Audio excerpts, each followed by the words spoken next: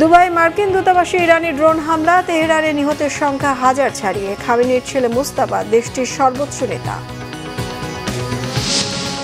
কৌশলগত সহযোগিতা জোরদারে ফলপ্রসূ আলোচনা হয়েছে বললেন পল কাপুর। নন ট্যারিফ প্রতিবন্ধকতা দূর হলে বিনিয়োগের আশ্বাস। সার্বভৌমত্ব রক্ষায় সর্বোচ্চ প্রস্তুতি বজায় রাখার আহ্বান প্রধানমন্ত্রী তারেক রহমানের। জনসেবামূলক কাজ অব্যাহত রাখার নির্দেশনা। পুলিশকে রাজনৈতিকভাবে ব্যবহার করা হবে না, জানালেন স্বরাষ্ট্রমন্ত্রী। চাঁদাবাজ সন্ত্রাসীদের তালিকা প্রকাশ ও অভিযান শিগগিরই। আকস্মিক নারায়ণগঞ্জ ভূমি অফিস পরিদর্শনের প্রতিমন্ত্রী। কর্মকর্তাদের না পেয়ে ক্ষোভ, অনিয়ম দুর্নীতির বিরুদ্ধে কঠোর ব্যবস্থার হুঁশিয়ারি। দেখছিলেন ক্রাউন সিমেন্ট সংবাদ শিরোনাম, এবার বিস্তারিত। টানা পঞ্চম দিনে মধ্যপ্রাচ্যে যুক্তরাষ্ট্র আর ইসরায়েলের অবস্থান লক্ষ্য করে প্রতিশোধের হামলা অব্যাহত রেখেছে ইরান। ড্রোন হামলায় ক্ষতিগ্রস্ত হয়েছে দুবাইয়ে মার্কিন কনস্যুলেট ভবন। ভূপাতিত করা হয়েছে ইসরায়েলের 6টি হারমেস 900 ড্রোন। যুক্তরাষ্ট্র ইসরায়েলের যৌথ হামলায় হত্যাযজ্ঞ চলছে ইরান, লেবানন এবং ইরাকে। এ পর্যন্ত ইরানে 1000-এর বেশি মানুষকে হত্যার খবর দিয়েছে যুক্তরাষ্ট্রভিত্তিক মানবাধিকার সংস্থা human rights activist news agency HRANA। এমন টালমাটাল অবস্থায় প্রয়োজন হলে ইরানের বিরুদ্ধে সর্বোচ্চ ক্ষমতা প্রয়োগের সিদ্ধান্ত নিয়েছে সৌদি আরব। বিস্তারিত মেহরাব হোসেন খানের ডেস্ক রিপোর্টে।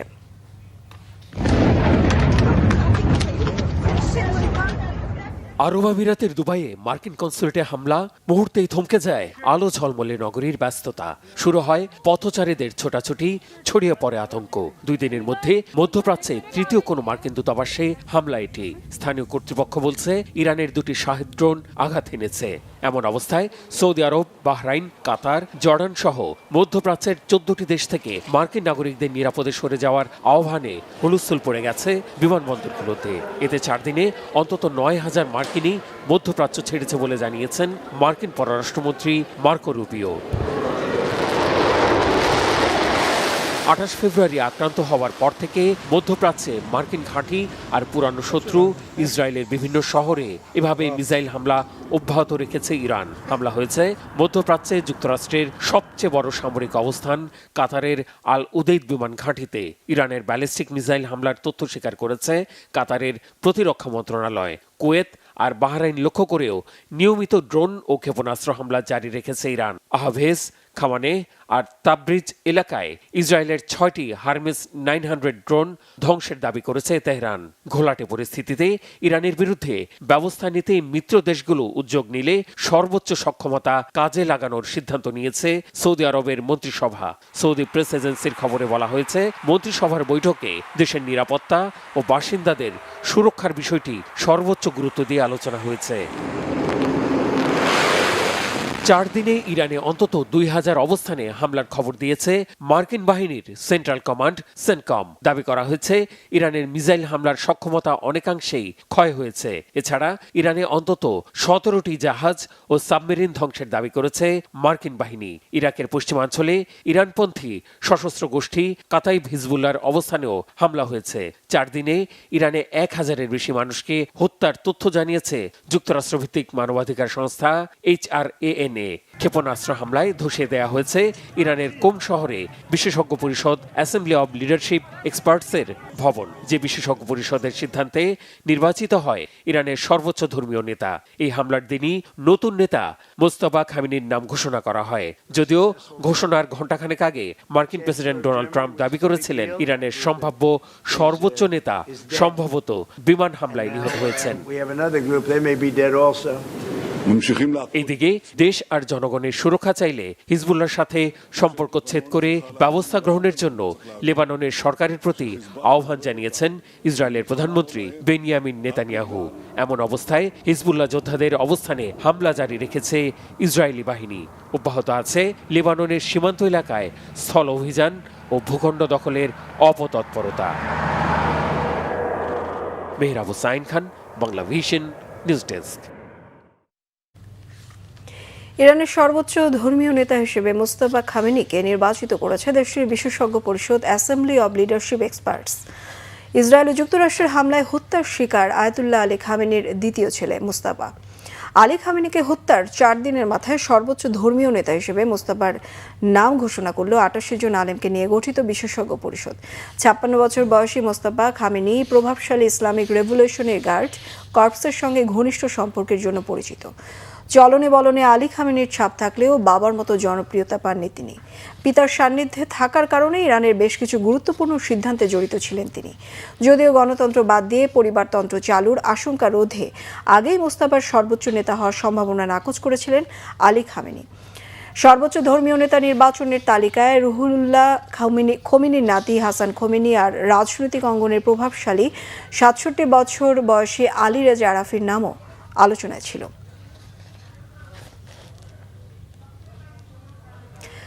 যুদ্ধ দীর্ঘায়িত হলে কিছু করার নেই, তবে বিদ্যুৎ পরিস্থিতি অসহনীয় হবে না বলে আশ্বস্ত করেছেন বিদ্যুৎ ও জ্বালানি মন্ত্রী ইকবাল হাসান মাহমুদ। জানান, ডিজেল পাচার বন্ধে সীমান্তে নজরদারি বাড়ানো হয়েছে। যুদ্ধের মধ্যে মার্কেটে আলোকসজ্জা কমানোর পাশাপাশি ব্যক্তিগত গাড়ির ব্যবহার কমিয়ে পাবলিক পরিবহন ব্যবহারেরও পরামর্শ দিয়েছেন জ্বালানি মন্ত্রী। যেটা আছে সেটাকে সাশ্রয় করে আমরা চালানোর চেষ্টা করছি। যুদ্ধ দিন থাকবে তো অদিন তো ক্রাইসিস থাকবে, তারপরেও আমরা যাতে ঘুরে তুলে আনানো যায় যেসব সোর্স আছে সেসব ক্যাপ করছি। আমরা স্পট পারচেজে গেছি, স্পট পারচেজ সেরকম রেসপন্স পাচ্ছি না। আমরা সব মিলিয়ে এটা যুদ্ধ তো ক্রাইসিস, তো আমরা বলতে পারো যে আমরা ক্রাইসিস ম্যানেজমেন্ট করছি এখন। যখন পৃথিবীতে যখন এরকম ক্রাইসিস থাকে, এই ক্রাইসিস তো আমার একলার না, এই ক্রাইসিস শুধু বাংলাদেশের না, ক্রাইসিস ইন্ডিয়ারও আছে, পাকিস্তানেও আছে, সব জায়গায় আছে। সবাই ফোন নিয়ে মার্কেটে ঘুরতেছে এগুলো কেনার জন্য।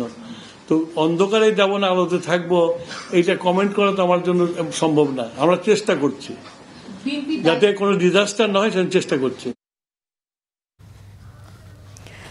পররাষ্ট্রমন্ত্রী ও প্রতিমন্ত্রীর সঙ্গে বৈঠক করেছেন সফররত দক্ষিণ ও মধ্য এশিয়া বিষয়ক মার্কিন সহকারী পররাষ্ট্রমন্ত্রী পল কাপুর। সকাল 9:45 দিকে পররাষ্ট্র মন্ত্রণালয়ে যান মার্কিন সহকারী পররাষ্ট্রমন্ত্রী পল কাপুর। যুক্তরাষ্ট্র ও বাংলাদেশের মধ্যে কৌশলগত সম্পর্ক জোরদারের লক্ষ্যে মার্কিন সহকারী পররাষ্ট্রমন্ত্রী ঢাকায় এসেছেন। বুধবার সকালে প্রথমে পররাষ্ট্র প্রতিমন্ত্রী শামা ওবায়দ ইসলাম এবং পরে পররাষ্ট্রমন্ত্রী ডক্টর খলিলুর রহমানের সঙ্গে বৈঠক করেন পল কাপুর। বৈঠক শেষে তিনি সাংবাদিকদের বলেন, আলোচনা ফলপ্রসূ হয়েছে।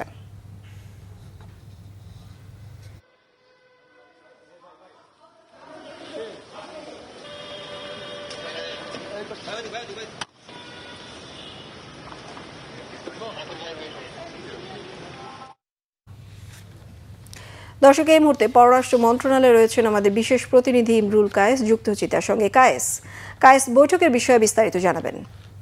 ধন্যবাদ বিপাশা। আসলে আমরা গণমাধ্যম কর্মীরা এই মুহূর্তে পররাষ্ট্র মন্ত্রণালয়ে অপেক্ষা করছি। আপনি দেখতে পাচ্ছেন যে আমরা আসলে পররাষ্ট্র মন্ত্রণালয়ের নিচে, ভবনের নিচে যে নিচতলা আছে, সেখানে আমরা গণমাধ্যম কর্মীরা অপেক্ষা করছি। আমরা আশা করছি যে কিছুক্ষণের মধ্যেই মন্ত্রী মহোদয় নামবেন। আপনি জানেন যে পল কাপুর দক্ষিণ এশিয়া বিষয়ক যে মার্কিন সহকারী পররাষ্ট্রমন্ত্রী, তিনি আজ সকালে পররাষ্ট্র মন্ত্রণালয়ে এসেছিলেন। প্রথমে তিনি পররাষ্ট্র প্রতিমন্ত্রী এবং তারপর পররাষ্ট্রমন্ত্রীর সাথে বৈঠক করেছেন। তো বৈঠকে আসলে কি বিষয়ে আলাপ আলোচনা হয়েছে সেই বিষয়টি জানার জন্য আমরা অপেক্ষা করছি। আমরা আশা করছি যে অল্প কিছুক্ষণের মধ্যেই পররাষ্ট্রমন্ত্রী ডক্টর খলিলুর রহমান তিনি নামবেন এবং তিনি গণমাধ্যমের সাথে কথা বলবেন। তখন আমরা আসলে বিস্তারিত জানতে পারবো। তবে বিভিন্ন সোর্স থেকে আমরা যেটি, বা বিভিন্ন সূত্র থেকে আমরা যেটি জানতে পেরেছি, সেটি হচ্ছে যে আপনি জানেন যে বাণিজ্য চুক্তি যেটি অন্তর্বর্তী সরকার যুক্তরাষ্ট্রের সাথে করেছিল, সেই বিষয়টি আসলে অগ্রাধিকার পেয়েছে এবং ইতিমধ্যেই পল কাপুর বাণিজ্য মন্ত্রী সহ অন্যদের সাথে বৈঠক করেছেন। সেখানে কিছু ব্রিফ হয়েছে মন্ত্রীদের পক্ষ থেকে। সেখানে কিন্তু এই বিষয়টি বলা হয়েছে যে বাণিজ্য চুক্তিটি করা হয়েছিল অন্তর্বর্তী সরকারের সঙ্গে, সেই চুক্তির আসলে অগ্রগতি এবং সেটা কিভাবে বাস্তবায়ন করা যায়, কি বিষয়ে সেখানে গুরুত্ব পাবে, সেই বিষয়গুলো আলাপ আলোচনা হয়েছে বৈঠকে, সেটা আমরা ধারণা করতে পারি। এছাড়া বাংলাদেশ এবং যুক্তরাষ্ট্রের মধ্যে অন্যান্য যে দ্বিপক্ষীয় সম্পর্ক রয়েছে, যেহেতু নতুন একটি সরকার, বিএনপির নেতৃত্বাধীন, প্রধানমন্ত্রী তারেক রহমান নেতৃত্বাধীন নতুন একটি সরকার এসছে, এই সরকারের সঙ্গে যুক্তরাষ্ট্রের কৌশলগত সম্পর্ক কিভাবে এগিয়ে নেওয়া যায়, সেই বিষয়গুলো আলোচনায় গুরুত্ব পেয়েছে। এবং আপনি জানেন যে এই সরকার দায়িত্ব দায়িত্ব নেওয়ার পর পল কাপুর এই প্রথম যুক্তরাষ্ট্রের ঊর্ধ্বতন সরকারের ঊর্ধ্বতন কোনো ব্যক্তি এই প্রথম সফরে এসেছেন, বাংলাদেশ সফরে এসেছেন। তো আজকে প্রথম দিনেই তিনি সরকারের বিভিন্ন মন্ত্রীদের সাথে বৈঠক করছেন। আগামীকালকেও তার কিছু কর্মসূচি রয়েছে। আজকে সন্ধ্যায় তিনি ব্যবসায়ীদের সাথে বৈঠক করবেন এবং আগামীকালকে বিভিন্ন দলের সাথে বৈঠক করবেন। সেই বৈঠকগুলোতেও আশা করা যাচ্ছে যে দ্বিপক্ষীয় সম্পর্কগুলো আলোচিত হবে। এবং আপনি জানেন যে এই মুহূর্তে মধ্যপ্রাচ্যে একটি যুদ্ধ চলছে, সেখানে মার্কিন যুক্তরাষ্ট্র এবং ইসরায়েল এবং ইরানের মধ্যে যে যুদ্ধটি চলছে, সেই যুদ্ধের বিষয়গুলো স্বাভাবিকভাবে আলোচনায় স্থান পাওয়ার কথা। কারণ সেখানে যুক্তরাষ্ট্রের যেমন স্বার্থ রয়েছে, সেখানে বাংলাদেশেরও স্বার্থ রয়েছে এবং বাংলাদেশের প্রবাসীরা সেখানে রয়েছে, তাদের কি অবস্থানে, তাদের সুরক্ষা সহ নানা বিষয় সেখানে আছে। তো সেই বিষয়গুলো অবশ্যই আলোচনা হয়েছে। এছাড়া ইন্দো প্যাসিফিক একটি গুরুত্বপূর্ণ বিষয় যুক্তরাষ্ট্রের জন্য। আপনি জানেন যে ইন্দো প্যাসিফিককে কেন্দ্র করে একটি কৌশলপত্র রয়েছে এবং বাংলাদেশেও তারা সহযোগী রয়েছে, বাংলাদেশেও কৌশলপত্র দিয়েছে।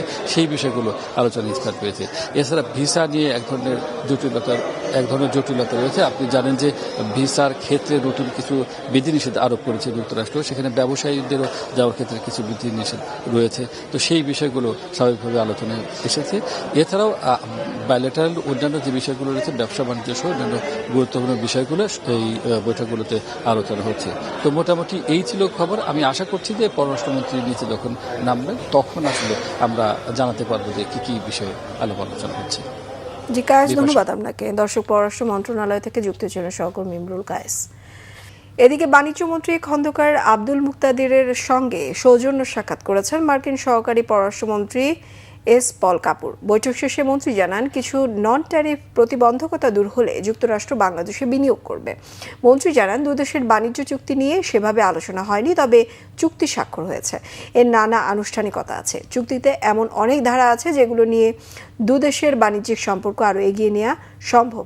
এক প্রশ্নের জবাবে তিনি বলেন, চুক্তিতে ইতিবাচক ও নেতিবাচক দুটি বিষয়ই আছে। দুদেশের স্বার্থ সংশ্লিষ্ট বিষয়ে আলোচনার পাশাপাশি ব্যবসা বাণিজ্য আরও এগিয়ে নিতে সম্মত হয়েছে দুপক্ষই। কোনো চুক্তি শেষ নয়, তবে দুদেশের মধ্যে করা চুক্তিতে তেমন কিছু দেখছেন না বলে জানান। চুক্তির কোনো ধারার সংযোজন ও বিয়োজনের প্রয়োজন হলে তা নিয়ে আলোচনার সুযোগ রয়েছে বলেও জানান বাণিজ্যমন্ত্রী।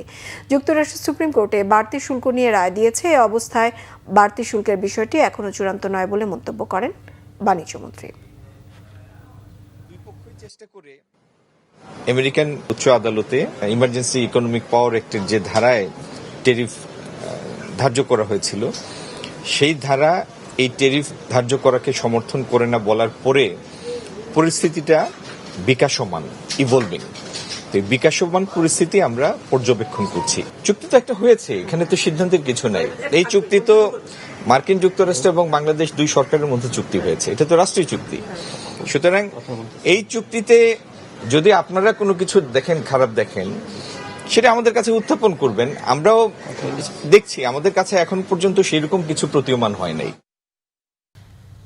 দেশের সার্বভৌমত্ব রক্ষায় সর্বোচ্চ প্রস্তুতি বজায় রাখার আহ্বান জানিয়েছেন প্রধানমন্ত্রী তারেক রহমান। আনসার ও ভিটিবির মহাপরিচালক মেজর জেনারেল আব্দুল মোতালেব সাজ্জাদ সচিবালয়ে তার সঙ্গে সৌজন্য সাক্ষাৎ এলে প্রধানমন্ত্রী আহ্বান জানান। সচিবালয় মন্ত্রিপরিষদ বিভাগে প্রধানমন্ত্রীর কার্যালয়ে সৌজন্য সাক্ষাৎ অনুষ্ঠিত হয়। এ সময় তারা পারস্পরিক শুভেচ্ছা বিনিময় করেন। প্রধানমন্ত্রী বাংলাদেশ আনসার ও ভিটিবির দেশপ্রেম এবং পেশাদারিত্বে তাদের নিরলস প্রচেষ্টার ভূয়সী প্রশংসা করেন। দেশের শান্তি, নিরাপত্তা এবং জনগণের স্বার্থে জনসেবামূলক কাজ অব্যাহত রাখার নির্দেশনা দেন। এ সময় আনসার ও ভিটিবির বিভিন্ন উন্নয়নমূলক কর্মকাণ্ড সম্পর্কে প্রধানমন্ত্রী অবহিত হন এবং এই উন্নয়নের ধারাবাহিকতা ভবিষ্যতে অব্যাহত থাকবে বলেও আশ্বস্ত করেন। দেশের সার্বভৌমত্ব রক্ষায় সর্বোচ্চ প্রস্তুতি বজায় রাখার আহ্বান জানান তিনি। এদিকে বৃক্ষরোপণ সংক্রান্ত সভা ও সেলের কার্যক্রমে সবশেষ অগ্রগতি নিয়ে পর্যালোচনা বৈঠক করেছেন প্রধানমন্ত্রী। এ সময় 5 বছরে 25 কোটি বৃক্ষরোপণ সংক্রান্ত সেলের কার্যক্রমে বিস্তারিত তুলে ধরা হয়। পরে বন ও পরিবেশ মন্ত্রী আব্দুল আওয়াল মিন্টু জানান, 25 কোটি গাছ রোপণের লক্ষ্যে মে মাস থেকে সারা দেশে চারা রোপণ শুরু হবে। বৃক্ষরোপণ করবে, সেটার পূর্ণ পরিকল্পনা কিভাবে করা যাবে, কারণ মে মাস থেকে আমাদের এই বৃক্ষরোপণ শুরু। তো আমরা চাচ্ছি যে এবছরই আমরা যেন 5 কোটি পূরণ করতে পারি, সেটা নিয়ে আমরা বিস্তারিত আলোচনা করছি। গাছ লাগালে তো দূষণ কমবে, উপকূলীয় মে মাস থেকে শুরু হচ্ছে বৃক্ষরোপণ কর্মসূচি। সারা দেশে অস্ত্রধারী সন্ত্রাসী ও চাঁদাবাজদের তালিকা করে শিগগিরই অভিযানে নামার কথা জানিয়েছেন স্বরাষ্ট্রমন্ত্রী সালাউদ্দিন আহমেদ। দেশে আইনের শাসন প্রতিষ্ঠায় সবাইকে চেইন অব কমান্ড মেনে চলার পরামর্শ দেন তিনি। ফ্যাসিবাদ আমলে পুলিশ বাহিনীকে রাজনৈতিক উদ্দেশ্যে ব্যবহার করা হয়েছিল অভিযোগ করে মন্ত্রী বলেন, আর কেউ পুলিশ বাহিনীকে নিজেদের হাতিয়ার হিসেবে ব্যবহার করতে পারবে না। আরও জানাচ্ছেন ফজলে রাব্বি। স্বরাষ্ট্রমন্ত্রী হিসেবে দায়িত্ব নেওয়ার পর বুধবার সকালে প্রথমবারের মতো ঢাকা মেট্রোপলিটন পুলিশ সদর দপ্তর পরিদর্শনে আসেন সালাউদ্দিন আহমদ। সেখানে তাকে দেয়া হয় গার্ড অব অনার। পরে পুলিশের ঊর্ধ্বতন কর্মকর্তাদের সঙ্গে এক মতবিনিময় সভায় অংশ নেন মন্ত্রী। বৈঠক শেষে গণমাধ্যমের মুখোমুখি হন। জানান, দেশে আইনের শাসন প্রতিষ্ঠায় পুলিশ বাহিনী সংকল্পবদ্ধ আছে। রুল অফ ল আমরা প্রতিষ্ঠা করব এবং পুলিশ আইনানুগভাবেই চলবে। এখানে কোনো ব্যক্তির স্বৈরতান্ত্রিক কোনো নির্দেশ পালিত হবে না। আইন যেভাবে বলে সেভাবেই যাবে এবং ঊর্ধ্বতন কর্মকর্তাগণ সেইভাবে রেসপন্সিবিলিটির সাথে, অ্যাকাউন্টেবিলিটির সাথে সেই ডিপার্টমেন্ট পরিচালিত করবে। তারা সেই সংকল্প আজকে প্রকাশ করেছে। সারা দেশের অস্ত্রধারী সন্ত্রাসী ও চাঁদাবাজদের তালিকা তৈরি করে শীঘ্রই অভিযানে নামার কথাও জানান তিনি। আমরা চাঁদাবাজদের তালিকা প্রস্তুত করে সেই হিসাবে তাদেরকে আইনে আওতায় নিয়ে আসার ব্যবস্থা করব খুব শিগগির। 2, যারা অস্ত্রধারী সন্ত্রাসী দাগী আসামি যারা সমাজে বিশৃঙ্খলা সৃষ্টি করছে তাদের একটি তালিকা প্রণয়ন করা হচ্ছে। সেটা নির্মোহভাবে তালিকা প্রণয়ন করা হচ্ছে এবং আনবায়াস তালিকা প্রণয়ন করা হচ্ছে। সেটা আমরা স্ক্রুটিনি করে তাদেরকে আইনের আওতায় নিয়ে আসার ব্যবস্থা করব খুব শিগগির। রাজধানী ঢাকার যানজট নিরসনে সরকার কাজ শুরু করেছে। মূল সড়ক থেকে ধাপে ধাপে অটোরিকশা সরিয়ে দেওয়া হবে বলেও জানিয়েছে স্বরাষ্ট্রমন্ত্রী। আজকে আমরা বলেছি পরীক্ষামূলকভাবে উত্তরা থেকে, যেটা এয়ারপোর্ট রোড থেকে শুরু করে এই বিআইপি রোড হয়ে সচিবালয় হয়ে এই রুটটা, যেটাকে আমরা বিআইপি রুট হিসেবে জানি, এইখানে প্রাথমিকভাবে আমরা এই চলাচলগুলো সীমিত করব, নিয়ন্ত্রণ করব। ফজলে রাব্বি, বাংলা ভিশন, ঢাকা। জনগণের ভোটে নির্বাচিত সরকার জনগণের জন্য কাজ করবে জানিয়েছেন ভূমি প্রতিমন্ত্রী ব্যারিস্টার কায়সার কামাল। সকাল 9টায় নারায়ণগঞ্জের সিদ্ধিরগঞ্জ ইউনিয়ন ভূমি অফিসে আকস্মিক পরিদর্শনে গিয়ে তিনি একথা বলেন। প্রতিমন্ত্রী প্রায় আধা ঘন্টা ভূমি অফিসের বারান্দায় বসে অপেক্ষা করেন। নির্ধারিত সময় ভূমি অফিসের কাউকে না পেয়ে ক্ষোভ জানান ব্যারিস্টার কায়সার কামাল। প্রতিমন্ত্রী বলেন, এ ধরনের ঘটনা অনাকাঙ্ক্ষিত। যারা দায়িত্ব অবহেলা করবে তাদের বিরুদ্ধে কঠোর ব্যবস্থা নেওয়ার হুঁশিয়ারি দেন ভূমি প্রতিমন্ত্রী।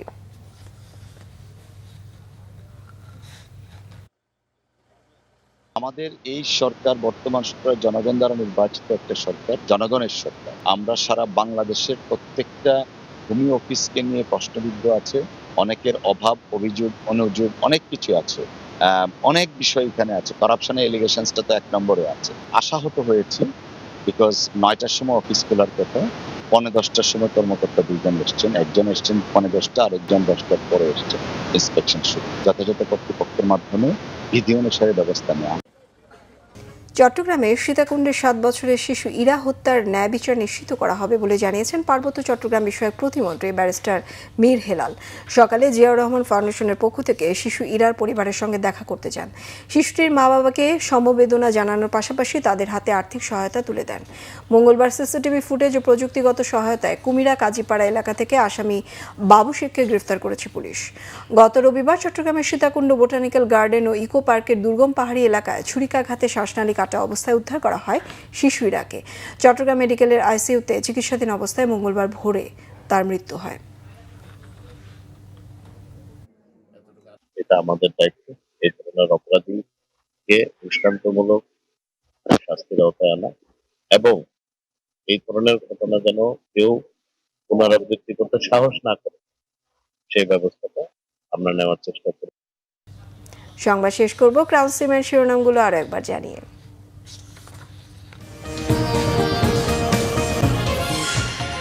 দুবাই মার্কিন দূতাবাসে ইরানি ড্রোন হামলা, তেহরানে নিহতের সংখ্যা 1000 ছাড়িয়ে। খামেনির ছেলে মুস্তাফা দেশটির সর্বোচ্চ নেতা। কৌশলগত সহযোগিতা জোরদারে ফলপ্রসূ আলোচনা হয়েছে বললেন পল কাপুর। নন ট্যারিফ প্রতিবন্ধকতা দূর হলে বিনিয়োগের আশ্বাস। সার্বভৌমত্ব রক্ষায় সর্বোচ্চ প্রস্তুতি বজায় রাখার আহ্বান প্রধানমন্ত্রী তারেক রহমানের। জনসেবামূলক কাজ অব্যাহত রাখার নির্দেশনা। পুলিশকে রাজনৈতিকভাবে ব্যবহার করা হবে না, জানালেন স্বরাষ্ট্রমন্ত্রী। চাঁদাবাজ সন্ত্রাসীদের তালিকা প্রকাশ ও অভিযান শিগগিরই। আকস্মিক নারায়ণগঞ্জ ভূমি অফিস পরিদর্শনের প্রতিমন্ত্রী। কর্মকর্তাদের না পেয়ে ক্ষোভ, অনিয়ম দুর্নীতির বিরুদ্ধে কঠোর ব্যবস্থার হুঁশিয়ারি।